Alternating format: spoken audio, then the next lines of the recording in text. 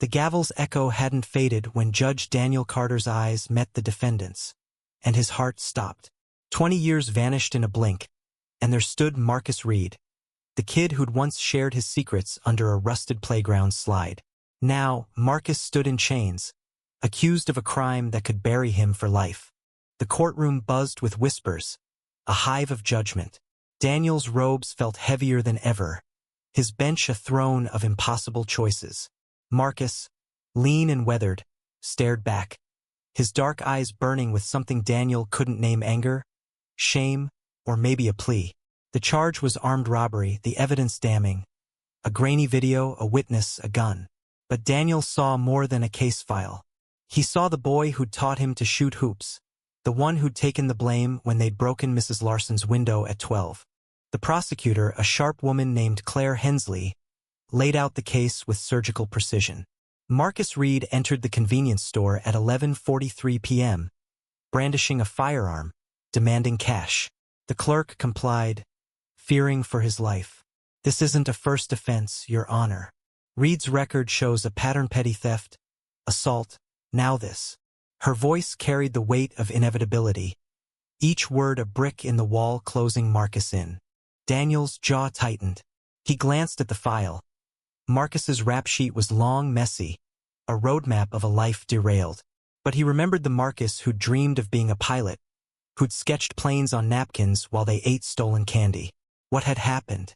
The question gnawed at him as the room waited for his response. "Mr. Reed," Daniel said, his voice steady but laced with something raw. "Do you have anything to say before we proceed?" The words felt formal, wrong, like speaking to a stranger. Marcus shifted, chains clinking, and for a moment, Daniel thought he'd stay silent. Then Marcus spoke, his voice low, rough, but clear. "You don't know what it's like, Dan. Not anymore."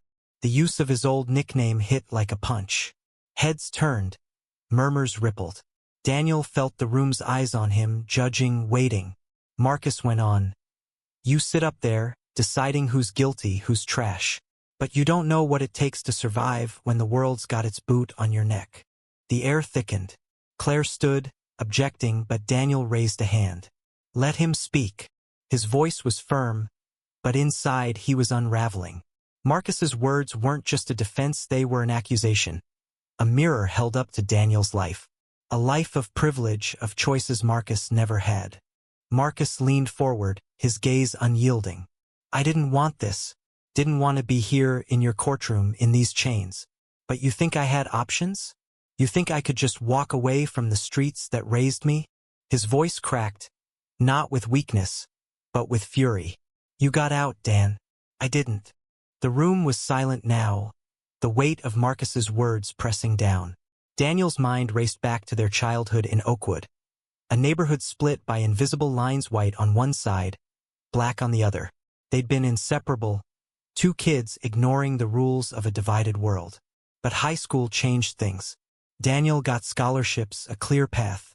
Marcus got suspensions, a rap sheet, a system that saw him as a threat before he'd even grown up. The bailiff shifted, breaking the silence. Claire cleared her throat, her eyes narrowing. "Your Honor, this is irrelevant. The defendant's personal history doesn't change the facts. He committed a crime. The law demands accountability." Daniel nodded, but his mind was elsewhere. He saw Marcus at 16, getting jumped by cops for looking suspicious, while Daniel walked free. He saw the nights Marcus slept on the streets when his mom lost her job. He saw the moment he'd left for college, promising to stay in touch, only to let years slip by without a call. "Counselor," Daniel said, his voice quieter now, "I understand the law, but I also understand context." He turned to Marcus. "Tell me about that night. What happened?" Claire's objection was swift. "Your Honor, this is highly irregular." "Irregular?" Daniel snapped, his voice rising. "What's irregular is a system that chews up men like Marcus and spits them out before they've had a chance." The room froze. He'd crossed a line and he knew it, but he couldn't stop. "Not now." Marcus hesitated, then spoke. "I needed money. My sister's kid, Jamal, he's sick. Hospital bills were piling up. I couldn't get a job. Nobody hires a black man with a record. So yeah, I went into that store. I didn't want to hurt nobody. The gun wasn't even loaded. The prosecutor scoffed. Unloaded or not, he terrorized that clerk. Intent doesn't erase impact. She turned to the jury, her voice rising. This man is a danger. He's proven it time and again. Justice demands a conviction. Daniel's hands clenched under the desk. He saw the jury's faces, some sympathetic, others stone cold. He saw the clerk, a nervous man in his 50s, sitting in the gallery, his eyes darting. And he saw Marcus, his old friend, caught in a trap built long before that night. The trial stretched on, each witness adding weight to the case. The clerk described Marcus's voice, trembling but commanding. A cop testified about the arrest, his tone dripping with disdain. Daniel listened, but his mind kept circling back to Marcus's words. You got out. I didn't. Was it really that simple? Had Daniel's success come at the cost of leaving Marcus behind? By the second day, the tension was unbearable. The jury was restless, the gallery packed with reporters smelling a story. Daniel's colleagues whispered about his impartiality, his career hanging by a thread. But he couldn't shake the image of Marcus at 10, laughing as they raced bikes down a dirt path. That boy deserved better than this. When Marcus took the stand again, the room held its breath. I ain't saying I'm innocent, he said, his voice steady now. I did what I did, but I'm not what they say I am. I'm not a monster. I'm just a man trying to keep his family alive. Daniel's chest tightened. He saw the truth in Marcus's eyes, not just about that night, but about a lifetime of being judged, dismissed, erased. The system wasn't built for men like Marcus. It was built to break them.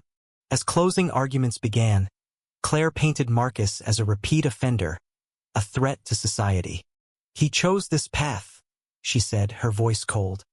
He chose to break the law, to endanger lives. Don't let his sob story cloud the truth. Daniel's gaze drifted to the wooden gavel, the note pinned to it. Justice or redemption?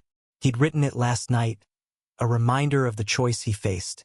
Justice would be easy: follow the law, send Marcus to prison, move on. But redemption? That was harder.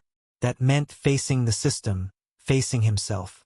He called a recess, retreating to his chambers. Alone, he pulled out an old photo from his desk drawer. Him and Marcus, 12 years old, arms slung around each other, grinning like the world was theirs. He hadn't looked at it in years. Now it felt like a judgment. Back in the courtroom, the jury waited. Marcus sat, head bowed, chains glinting under the lights. Daniel took a breath, his decision made. He wouldn't just judge Marcus. He'd judge the system that had failed him. Your Honor, Claire began, but Daniel cut her off. I've heard enough, he said, his voice carrying a weight he'd never felt before. This court is about justice, but justice isn't blind. It sees color. It sees class. It sees a man who was never given a chance. He turned to Marcus. I see you, Marcus. I see the boy I knew, and the man you could still be. The room erupted: gasps, shouts, objections. Daniel didn't care. He was done playing by rules that broke men like Marcus. I'm not dismissing the charges, he said, silencing the chaos. But I'm not sending you to prison. Not today. He outlined a plan: probation, community service, job training. A chance, not a cage. Marcus's eyes widened, disbelief mixing with hope. Claire protested, but Daniel held firm. This isn't just about one man, he said. It's about all of us, about what we choose to see. The gavel fell and the room held its breath. Marcus was free, not exonerated, but given a path. Daniel knew the cost, his reputation, maybe his career. But as he met Marcus's eyes, he saw something worth more: redemption. For both of them. The courtroom's chaos lingered in Daniel's ears as he stepped down from the bench. Reporters swarmed, their questions a barrage he ignored. Marcus was led away, not to a cell but to a probation officer, his chains removed. Daniel caught a glimpse of him through the crowd, shoulders squared, eyes still wary but carrying a flicker of something new. Hope, maybe, or defiance. Either way, it was a start. Back in his chambers, Daniel sank into his chair, the weight of his decision settling like a stone. His phone buzzed with messages from colleagues. Reckless, biased, career suicide. He didn't need to read them to know what they said. The legal world was a machine, and he'd just thrown a wrench into it. But as he stared at the photo of him and Marcus, he felt no regret, only a burning need to do more. The next morning, the headlines screamed, "Judge's shocking ruling sparks outrage." Some called him a hero, others a traitor to justice. Social media exploded with hashtags "Justice for Marcus," "Soft on crime." Daniel avoided it all, but the noise seeped through. At the courthouse, whispers followed him. Claire Hensley cornered him in the hallway, her face a mask of barely contained fury. "You've undermined the system, Daniel," she said, her voice low. "You let a criminal walk because of a childhood crush? What's next?" Letting every sob story off the hook. He met her gaze, unflinching. "I didn't let him walk, Claire. I gave him a chance to rebuild. The system you're defending gets been failing people like Marcus for decades." She scoffed, stepping closer. "And what about the clerk? The victim? You think he feels justice knowing his attacker's out there, free?" Daniel's jaw tightened. She wasn't wrong. The clerk's fear was real, his trauma valid. But so was Marcus's desperation, his life shaped by forces beyond his control. "Justice isn't just punishment," Daniel said. "It's about breaking cycles, not perpetuating them." Claire shook her head and walked away, leaving Daniel alone with his thoughts. He knew the clerk deserved closure, and he'd ordered Marcus to pay restitution, to face the man he'd scared. But closure wasn't enough. Not when the system itself was a wound that kept bleeding. Over the next weeks, Daniel threw himself into action. He met with probation officers, pushed for funding for job programs, and spoke at community forums. He wanted Marcus's case to be a spark, not a fluke. But the pushback was relentless. At one forum, a woman stood, her voice shaking with anger. "Why should he get a second chance when my brother's in prison for less?" she demanded. "Because he knew you? That's not justice, that's favoritism." The room murmured agreement. Daniel felt the sting but held her gaze. "You're right to be angry," he said. "The system's not fair. Picks winners and losers before anyone steps into a courtroom. I'm trying to change that, starting with Marcus. But I need you all of you to demand more than punishment." The crowd was divided. Some nodded, others jeered. Daniel saw the fracture lines of a community torn by distrust, by years of unequal justice. He knew he couldn't fix it alone, but he'd started something, and he wouldn't stop. Marcus, meanwhile, was navigating his own battles. Probation was no picnic, weekly check-ins, community service, a job search that felt like running into walls. He'd landed a gig at a warehouse, thanks to a program Daniel had connected him to. But the work was grueling, the pay barely enough for rent and Jamal's medical bills. Still, he showed up every day, his pride a quiet fire. He wasn't doing it for Daniel. He was doing it for himself, for his sister, for the kid who deserved a better uncle. One evening, Marcus showed up at Daniel's office unannounced. The judge was buried in paperwork, his desk a chaos of case files and reform proposals. Marcus stood in the doorway, his work boots scuffed, his face unreadable. "Didn't expect to see you here," Daniel said, leaning back. "Everything okay?" Marcus didn't sit. "I need to know something, Dan. Why'd you do it? Why risk your job, your reputation? For me?" Daniel set down his pen, the question cutting deeper than he'd expected. "Because I owed you," he said finally. "Not just for the past, but for what I didn't see. I left you behind, Marcus. I didn't mean to, but I did. And I can't live with that unless I try to make it right." Marcus's eyes narrowed. "This ain't about you fixing your guilt. I don't need your pity." "It's not pity," Daniel shot back, his voice rising. "It's accountability. I got a chance you never did. I'm not saying I can fix everything, but I can damn well try to level the field." The air between them crackled, years of unspoken resentment surfacing. Marcus stepped closer, his voice low. "You think one ruling changes anything?" The world still sees me as a thug. Every day I walk out that door, I'm fighting the same fight. Then let me fight with you, Daniel said, standing now. Not as a judge, but as a friend. As someone who sees you. Marcus held his gaze, then nodded slowly, a truce forming. All right, but don't expect me to thank you yet. Daniel smiled, a small, tired thing. Fair enough. Over the months, their paths intertwined in ways neither expected. Daniel started a mentorship program, pairing ex-offenders with employers willing to take a chance. Marcus became one of the first success stories, moving from the warehouse to a mechanic's apprenticeship. He was good with his hands, always had been, and the work gave him a purpose he hadn't felt in years. But the community wasn't healed. Protests erupted outside the courthouse, some demanding Daniel's resignation, others calling for broader reform. The clerk from the robbery filed a civil suit, claiming Daniel's ruling had trivialized his trauma.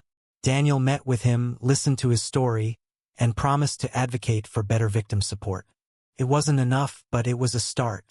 One night, Daniel and Marcus met at a diner, the same one they'd snuck into as kids to split milkshakes. The neon sign buzzed, casting a warm glow over cracked vinyl booths. They sat in silence at first, the weight of their shared history filling the space. You ever think about what could have been? Marcus asked, stirring his coffee. If things had been different, Daniel nodded, staring out the window. All the time, but we can't change the past. We can only build from here. Marcus leaned back, his expression softer now. You really believe that? That we can build something better? I have to, Daniel said. Otherwise, what's the point? They talked late into the night, not as judge and defendant, but as two men grappling with a world that had tried to tear them apart. Daniel shared his plans for a community task force, a way to bridge the gap between the courts and the streets. Marcus offered to speak to kids, to show them a path he'd almost missed. It wasn't a perfect fix, but it was a beginning. By the 1-year mark, Marcus had completed probation. He stood in Daniel's courtroom again, this time as a free man, his sister and nephew in the gallery. Daniel read the final report, his voice steady but thick with emotion. Mr. Reed, you've met every condition set by this court. You're free to go, with the court's confidence in your future. Marcus nodded, his eyes glistening. He didn't speak, but the look he gave Daniel said enough. As he walked out, Jamal ran to him, wrapping his small arms around his uncle's waist. Daniel watched, his chest tight, knowing this was the justice he'd been chasing. The case never faded from public memory. It became a flashpoint, a story people told to argue for reform or against it. Daniel's career took hit. She was passed over for promotions, scrutinized by every legal watchdog, but he kept pushing. He spoke at conferences, wrote op-eds, met with lawmakers. Marcus, too, became a voice, speaking at schools and community centers, his story a testament to second chances. Their friendship wasn't perfect. There were arguments, moments when the gap between their worlds felt too wide. But they kept showing up for each other, for the community, for the idea that justice could mean more than punishment. In the end, the courtroom wasn't just where Marcus faced judgment. It was where two men faced their past and chose to rewrite their future. Their story didn't erase the divides of race, class, or opportunity, but it cracked them open, letting light through. What do you think justice demands in a world so divided? Share your thoughts, because this story belongs to all of us.